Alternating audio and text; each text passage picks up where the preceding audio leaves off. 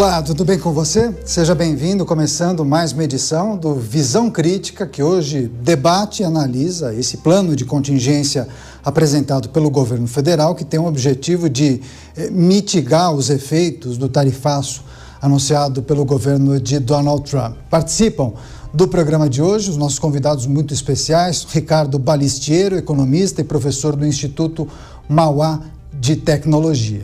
Lado esquerdo do Ricardo, o Nelson Marconi, economista e professor da Fundação Getúlio Vargas. E participará de forma online, remotamente, o Antônio Corrêa de Lacerda, professor doutor do programa de pós-graduação em economia da PUC, aqui de São Paulo, e também conselheiro e ex-presidente do COFECOM, que é o Conselho Federal de Economia.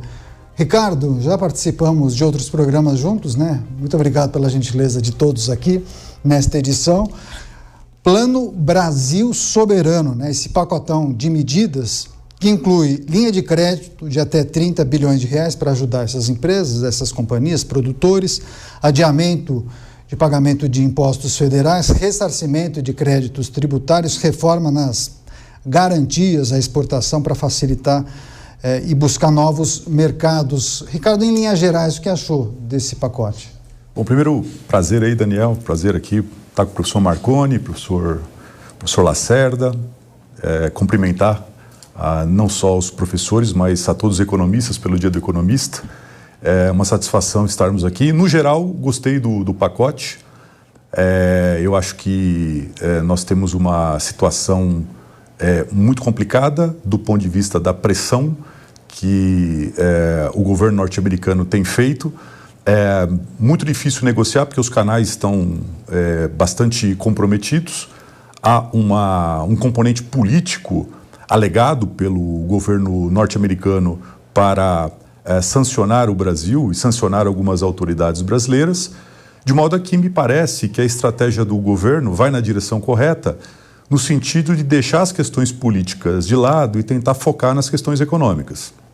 Então, por mais que pareça muito pontual, esses setores que foram sobretaxados pelo governo norte-americano, eles terão muita dificuldade de conseguir manter o seu volume de comércio com aquela economia. Isso certamente pode gerar redução da produção, redução de vendas, consequentemente desemprego. Então, esse ajuste pontual que o governo propõe nesse momento tem exatamente como objetivo utilizar uma das funções do governo. Quer dizer, o governo ele existe exatamente para situações como essa. Vide o que aconteceu durante a Covid, né? Quer dizer, naquele período, o governo chegou a gastar mais do que R$1 bilhão fora da meta, exatamente para a gente poder socorrer, principalmente quem estava na economia informal. Então, é um momento, novamente, do Estado auxiliar os setores que estão em dificuldade, tentando, de alguma maneira, mitigar as sanções impostas pelo governo norte-americano, enquanto não se consegue abrir um canal efetivo de negociações. Pois é, mas justamente em relação a esse ponto destacado pelo professor Ricardo, muitos criticam que o governo não teria margem para lidar com uma emergência como essa. A gente vai analisar também a situação fiscal do país, mas eu quero pedir a saudação inicial do professor Nelson Marconi. Ele leciona na Fundação Getúlio Vargas. Professor, seja bem-vindo, viu? Ótima noite a você. Queria também uma reflexão, uma análise sobre esse plano Brasil Soberano. Hoje eu acompanhei muitos elogios e algumas críticas em relação a esse pacote que foi anunciado pelo governo federal. De maneira geral, o que achou? Pontos positivos, negativos? O que é preciso destacar aqui? Bom, boa noite, Daniel, boa noite, Ricardo, boa noite para o Lacerda, boa noite para todo mundo que está nos assistindo, também é um prazer, e dar os parabéns aqui para todos os economistas como a gente, né, no nosso dia.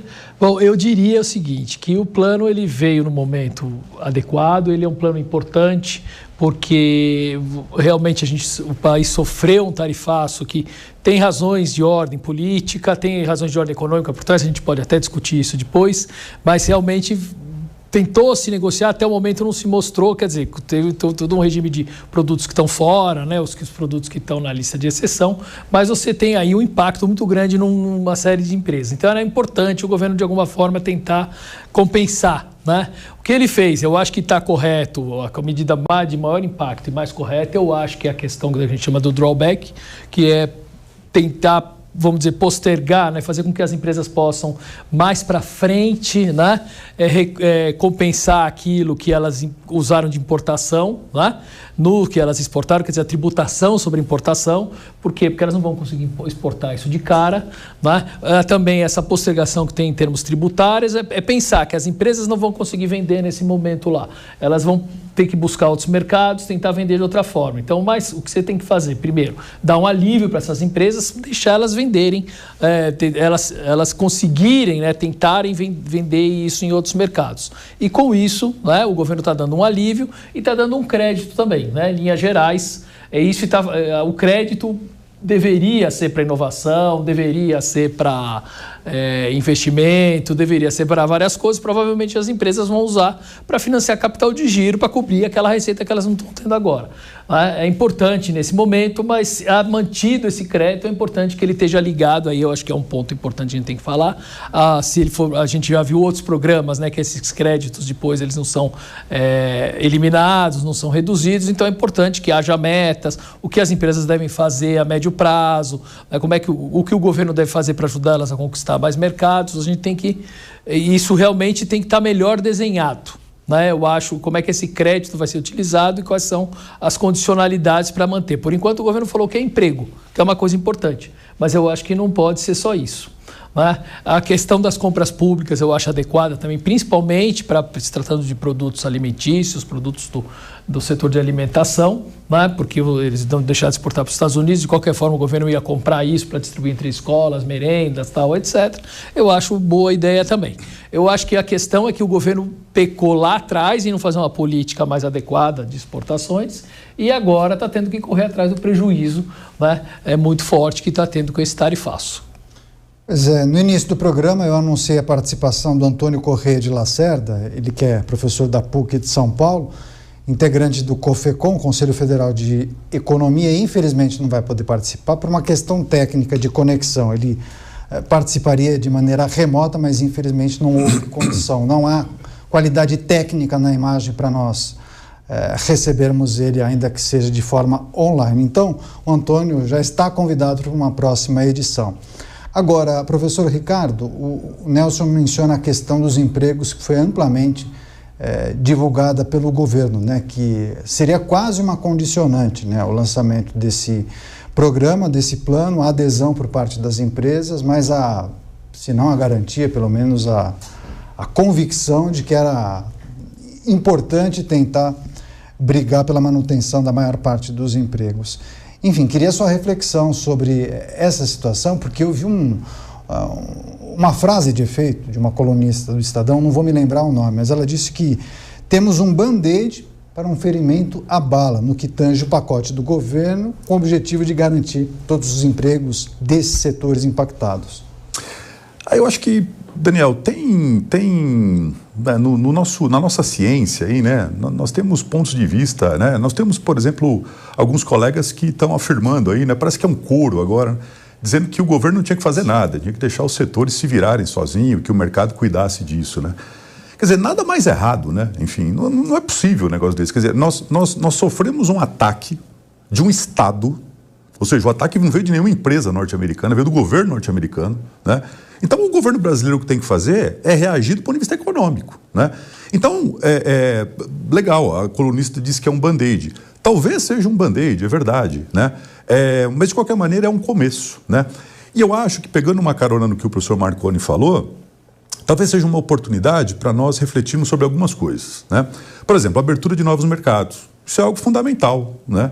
Embora, do ponto de vista da dependência norte-americana, se nós pegarmos, por exemplo, o Brasil há 20 anos atrás, ele era muito mais dependente do que é hoje da economia norte-americana, né? Quer dizer, hoje os Estados Unidos sequer é o nosso principal parceiro, né? Quer dizer, nós temos a China, temos a União Europeia, aí vem os Estados Unidos, né? Então, assim, é um parceiro bastante importante, compra produtos com maior valor agregado, compra máquina, compra avião, compra equipamentos, né? Mas se nós conseguirmos, deste problema, criarmos a oportunidade de abrir um pouco mais a nossa economia e principalmente buscarmos novos mercados, talvez esse tipo de decisão, daqui a alguns anos, tenha um impacto menor do que teria nesse momento. Preservar empregos é bastante importante, mas eu concordo plenamente que nós temos que fazer agora exatamente aquilo que foi feito durante o período da Covid. Há necessidade de se fazer um controle efetivo e evitar que alguns programas tenham continuidade, né? Então, por exemplo, sempre se fala do PERSE, né? Quer dizer, que surgiu lá durante a pandemia e continua até hoje. Então, esse tipo de monitoramento é um monitoramento importante para que a gestão pública possa efetivamente ajudar as empresas e não prejudicar o país. Porque tudo que nós não precisamos nesse momento é mais compromissos fiscais, é mais despesas obrigatórias, uma vez que nós sabemos que buscar o equilíbrio fiscal deve ser um objetivo deste e de outros governos, mas nós sabemos também o quanto é difícil que isso aconteça. Então, num momento como esse, é necessário ajuda, mas é importante que nós tenhamos data marcada para que essas políticas possam ser revertidas em algum momento. Bons apontamentos. Daqui a pouco a gente vai falar em soluções, alternativas, a possibilidade do governo brasileiro identificar, inclusive, em uma situação como essa, oportunidades. A gente vai se aprofundar, inclusive, nesse capítulo, mas queria perguntar para o professor Nelson Marconi a respeito se as medidas são suficientes para garantir os empregos desses setores que devem ser atingidos. Você entende que atenua um pouco o impacto previsto? Fala-se que dificilmente as empresas, os grandes players, conseguirão manter todos os empregos, mas talvez seja um início, um caminho, né? Exato. Eu entendo que pode ser que o choque que a gente sofreu é tão grande, quer dizer, você colocar uma tarifa de 50% num produto importado é praticamente inviabilizar aquele mercado, não é? Certo? Quer dizer, você vai lá, como é que eu vou fazer? Eu vou ou vender 50% mais caro, ou eu teria que reduzir 50% a minha margem, ou eu teria que reduzir 50% dos meus custos. De uma hora para outra, você não faz isso, né? Então, você está inviabilizando o mercado para vários produtos. Isso tem um impacto. O que o governo está fazendo, a gente não, né? Mas o governo está fazendo, eu quero dizer o país, a gente está tentando diminuir esse impacto com essas medidas. Quer dizer, elas vão realmente remediar, como você falou, vão atenuar o problema, certo? Existe um compromisso no próprio programa que o governo anunciou de que as empresas devem manter o emprego, né? Tá certo? Agora, eu acho que se elas estiverem com a corda no pescoço, continuarem com a corda no pescoço, não vai ter como elas manterem todos os empregos. Agora, com certeza, é uma tentativa de amenizar, né? O fato de você emprestar dinheiro para capital de giro, o fato de você postergar a cobrança de impostos, o fato de você postergar a possibilidade de retorno, né, vamos dizer, de esse drawback, que é você não cobrar os impostos, fazer as compras públicas, ameniza o problema. Seria pior o governo não fazer nada, né? Então, eu acho que ele realmente foi na direção correta, pensando no curto prazo. A médio e longo prazo, como a gente falou, a gente pode falar depois um pouco mais, são outras medidas, né? Sim, sem dúvida. Inclusive, eu anotei aqui a reflexão feita pelo professor Nelson Marconi a respeito desse diagnóstico que também vários economistas e analistas fazem, que o governo pecou lá atrás. Há um problema que precisa ser destacado em relação a talvez um equívoco no diagnóstico, nas medidas tomadas lá